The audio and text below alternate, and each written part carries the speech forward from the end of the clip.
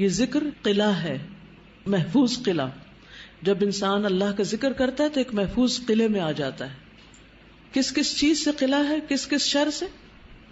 ہر پریشانی، غم، تکلیف، بیماری، گناہ، ان سب چیزوں سے محفوظ ہو جاتا ہے. کون سے ہیں وہ ذکر؟ نمبر 1 الصلاۃ علی رسول اللہ، رسول اللہ صلی اللہ علیہ وسلم پر درود بھیجنا. نمبر 2 کثرت الاستغفار، ہر غم سے نجات مل جاتی ہے انسان کو جب انسان استغفار کی کثرت کرتا ہے.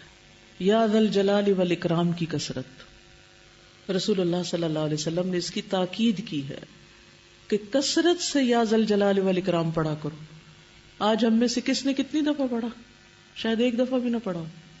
تو اس کی عادت ڈالیے. جو میں آپ کو 5 ذکر بتانے لگی نا، ڈیلی میک شور کہ آپ یہ کرتے ہیں، چاہے کچھ دفعہ ہی کریں. تھوڑا شروع کریں گے، زیادہ کی بھی عادت ہو جائے گی انشاءاللہ. لیکن اس کا فائدہ بہت زیادہ ہوگا. فائدہ یہ کہ آپ بہت سے غموں اور پریشانیوں سے نکل آئیں گے. جب ان سے نکلیں گے تو آپ کو وقت بچنے لگے گا، اور وہ وقت آپ مزید انویسٹ کر سکتے ہیں ذکر ہی میں. پہلا کیا ہے؟ درود شریف. دوسرا استغفار. تیسرا یا ذا الجلال والاکرام.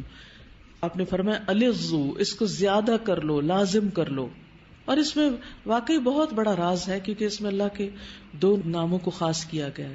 یعنی ایک جلال کی بات ہے اللہ کی، اللہ جل جلالہ کہ اے جلال، جمال، کمال اور عظمت کے مالک. اور دوسرا الاکرام، عطا اور بخشش کے مالک. یعنی آپ اللہ کی حمد و ثنا بھی کر رہے ہیں اور مانگ بھی رہے. چوتھا لا حول ولا قوت الا باللہ. نبی صلی اللہ علیہ وسلم نے صحابہ کو اس کی بہت تاکید کی اور فرمایا کہ یہ جنت کے خزانوں میں سے ایک خزانہ ہے.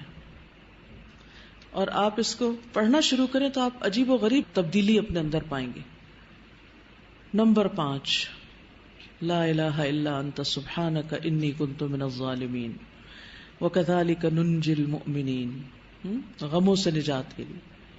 اور پھر سبحان اللہ والحمد للہ ولا الہ الا اللہ واللہ اکبر ولا حول ولا قوة الا باللہ العلی العظیم. اللہ تعالی ہمیں عمل کی توفیق عطا فرمائے. جزاکم اللہ خیرا. سبحانک اللہم وبحمدک نشہد ان لا الہ الا انت نستغفرک ونتوب الیک. السلام علیکم ورحمۃ اللہ وبرکاتہ.